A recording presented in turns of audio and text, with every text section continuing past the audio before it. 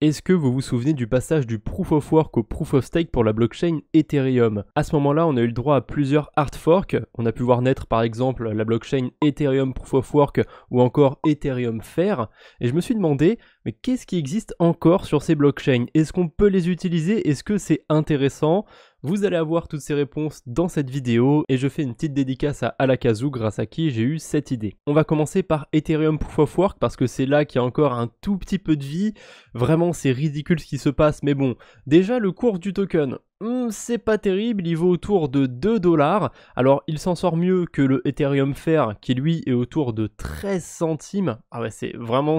c'est ridicule, c'est pas grand chose du tout. Qu'est-ce qu'on a du coup sur Ethereum Proof of Work? Alors sur DexScreener on peut voir pas mal de protocoles sur lesquels on peut échanger des cryptos. Alors la plupart sont inconnus au bataillon bien évidemment, et on a quelques exceptions dans l'eau. On a Uniswap, SushiSwap, ShibaSwap, DeFiSwap aussi, ça je connais pas. A priori, on peut pas se rendre directement sur le site d'Uniswap et utiliser la blockchain Ethereum Proof of Work. Pour ça, je suppose qu'il faut interagir directement avec la blockchain. Alors je me suis pas embêté pour aller essayer de voir comment c'était possible, etc. Je pars du principe que c'est possible, mais c'est trop chiant pour moi. J'ai pas envie de m'embêter à ça, surtout qu'il y a aucun intérêt. Enfin, regardez le peu de transactions qu'il y a sur 24 heures. Il y a eu 338 transactions, un volume de 375 $. Enfin, c'est vraiment que dalle. Déjà, quand on voit que le token est tombé à 2 $, bon, ça veut tout dire, il vaut 900 fois moins que le token d'Ethereum sur la vraie blockchain. Un truc aussi rigolo, c'est les stablecoins. Alors, il y a des USDT, des USDC qui étaient nativement, on va dire, sur Ethereum Proof of Work, parce que quand il y a eu le fork, tout ce qui existait sur Ethereum, ça a été recopié, c'est pour ça qu'on peut utiliser entre guillemets Uniswap sur Ethereum Proof of Work, mais il y a de nouvelles versions du SDT, du SDC qui sont sur cette blockchain, et voilà, c'est pas trop ça niveau stabilité. Ethereum Fair, bon, c'est encore pire, parce que là on voit que 3 protocoles, et dans l'eau il y en a que 2 qui sont, même pas, il y en a que 1 qui a été créé juste pour cette blockchain, les 2 autres c'est des restes qu'il y avait sur la blockchain Ethereum. Voilà, il se passe rien ici sur 24 heures, 121 transactions, quasiment le même volume par contre en termes de dollars, c'est déjà ça. Bref, c'est quand même possible de bridger des cryptos sur cet écosystème.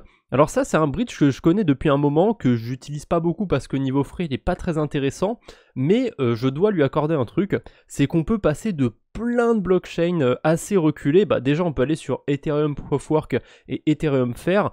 Je crois que c'est un des seuls bridges qui vous permet de faire ça, peut-être pas le seul, mais vraiment un des seuls. En plus c'est toujours d'actualité puisque récemment, ils ont supporté Sui, ils supportent Sui plutôt, en bon français. Donc si vous voulez utiliser ce bridge, c'est possible. Après, qu'est-ce que vous allez foutre sur Ethereum Proof of Work ou Ethereum Fair?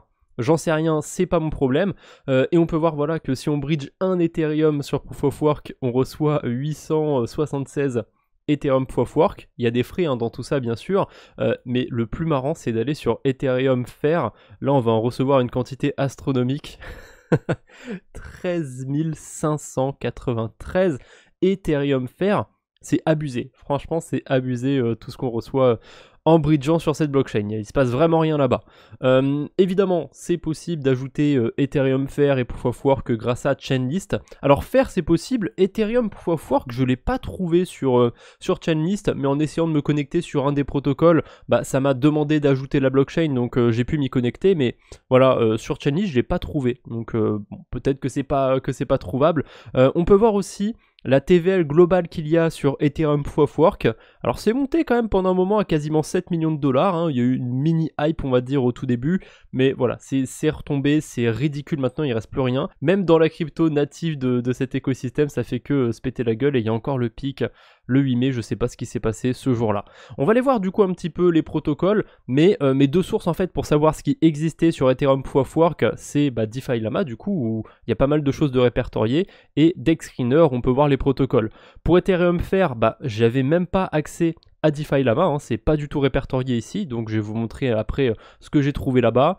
Mais voilà, pour Ethereum Proof of Work, il n'y a pas grand-chose, on va pas aller voir 100% des protocoles, mais on va voir la plupart. On commence par UniWSwap, c'est le plus gros projet sur cet écosystème. Il y a combien de TVL déjà ? 163 000 $. Ouf, c'est pas beaucoup, c'est assez ridicule. Surtout que sur ça, bah, il y en a quasiment la moitié sur leur token maison. Hein. Si c'est pas plus, hein, avec les pools de liquidités et tout, ouais, il y a la moitié des liquidités sur leur token maison. On a une pool de stablecoin avec 100% APR. Alors, il y a 1500 $ de liquidité, 5% de frais de dépôt. Ça vaut même pas le coup. Honnêtement, n'allez pas sur cet écosystème, aucun intérêt d'aller vous embêter là-bas. Le deuxième plus gros échangeur sur cette plateforme, non je suis pas sûr que ce soit le deuxième plus gros, mais un des plus gros c'est LFG Swap, 66 000 $ de TVL, c'est pas mal hein. Pour cet écosystème c'est pas mal, hein, c'est déjà ça. On a encore une pool de stablecoin par contre, à peu près le même nombre de liquidités. A priori, il n'y a pas de frais de dépôt. Même s'il y a 100% APR, est-ce qu'il y a vraiment un intérêt à bridger 50, 100 $ de stablecoin pour aller faire des intérêts ici? Je sais pas. Honnêtement, je suis pas sûr. C'est beaucoup, hein, 100%, mais ce sera pas sur une grosse quantité. Hein. Vous mettez 1000 $, voilà, le rendement il est divisé par 2. Puis on parle même pas du risque. Il y a Power Swap, encore un nom de qualité. Pareil, hein, que des shitcoins. Il y a le PUSD, je connais même pas ce stablecoin. Il y a un petit peu de liquidité dessus, mais le rendement est ridicule. Enfin, tout est ridicule hein, sur cette blockchain. On a une copie de PancakeSwap, mais en nul, puisqu'il se passe absolument rien ici. On a des farms avec des intérêts hyper faibles sur des cryptos OSEF. Et ensuite, hein, dans les tout petits protocoles, on a Hippo avec à peine 1000 $ de TVL, PoSwap où il n'y a rien, du tout, PoSi où il y a 400 $ de TVL. Voilà, on a fait le tour d'Ethereum Proof of Work. Étonnamment, il se passe plus rien sur cet écosystème. On va passer maintenant à Ethereum Fair. Ils ont un site qui répertorie une partie de leurs 10 apps. Ils mettent en avant déjà Oriswap juste ici. Spoiler, le site n'existe déjà plus, alors que le fork d'Ethereum Fair, il a même pas un an. Hein. Ça fait quoi? Ça doit faire 8 mois à peu près que c'est passé, un truc comme ça, peut-être un petit peu plus. Les gens payent déjà plus le nom de domaine, c'est chaud quand même. Alors il n'y a que 2 plateformes qui existent, enfin en tout cas que j'ai retrouvé en plus de Uniswap et SushiSwap. Il y a, du coup comment ça s'appelle ça déjà, j'ai oublié, MemorySwap je crois, un truc comme ça. Ouais, MemorySwap, et j'ai trouvé a priori qu'une seule pool de liquidité avec l'Ethereum Fair et l'USDT, même pas l'USDT qui a été bridgé et tout, hein. C'est l'USDT d'origine qui était déjà sur Ethereum et qui a pu être reçu grâce au fork. Enfin, c'est ouf, c'est assez ridicule. Il n'y a qu'une pool de liquidité et il n'y a quasiment pas de liquidité dessus. Il doit y avoir combien 20 $. Ah, peut-être un peu plus. A priori, il y a 72 $ de liquidité. Mais bon, hein, c'est des USDT qui valent que dalle. Donc, c'est pas grand chose. Et on a NetSwap aussi, je crois. Je sais plus comment ça s'appelle. Là, il n'y a aucune liquidité, c'est encore mieux. Et on avait quoi déjà sur DexScreener? Ah oui, FairSwap. Je sais même pas si on peut aller sur le site. Est-ce qu'il existe? On va essayer de découvrir en direct. Ce qui est bien sur DexScreener, c'est qu'on peut accéder directement au site.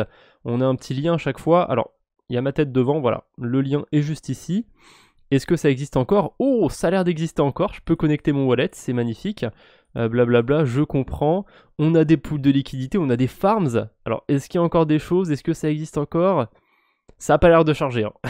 Ça a l'air mort. Attention, non, ça vient de charger. J'ai des pools qui sont apparus sur FairSwap. Il y a quoi à vue de nez? Il y a 2000 $ de liquidité. Écoutez, c'est mieux que 0 $. Hein. Bref, vous l'aurez compris, il n'y a plus rien à faire sur ces blockchains, c'était vraiment juste une exit liquidity pour certains mineurs d'Ethereum. À vrai dire, j'ai même pas vérifié, je sais même pas s'il y a beaucoup de mineurs qui sécurisent ces réseaux. À mon avis, c'est pas très rentable de faire ça, puisqu'ils minent un Ethereum qui fait que se péter la gueule et qui vaut pas grand chose. Évidemment, si je peux vous donner un conseil, c'est de ne pas toucher à ces blockchains. C'est juste marrant d'aller voir ce qui s'est passé depuis The Merge, parce qu'on en parle plus trop en ce moment. Hein, maintenant qu'Ethereum évolue, qu'on peut aller les unstaker, etc., on parle plus de ce qui s'est passé avec les hard forks, etc. Et je trouvais ça marrant de retourner là-dessus. Voilà, c'est tout pour aujourd'hui. J'espère que cette vidéo vous aura plu. Si c'est le cas, n'hésitez pas à mettre un j'aime sur cette vidéo. N'hésitez pas à la partager, pourquoi pas, à vous abonner. Allez, je vous embête pas plus. On se retrouve bientôt, j'espère. D'ici là, portez-vous bien. Salut tout le monde.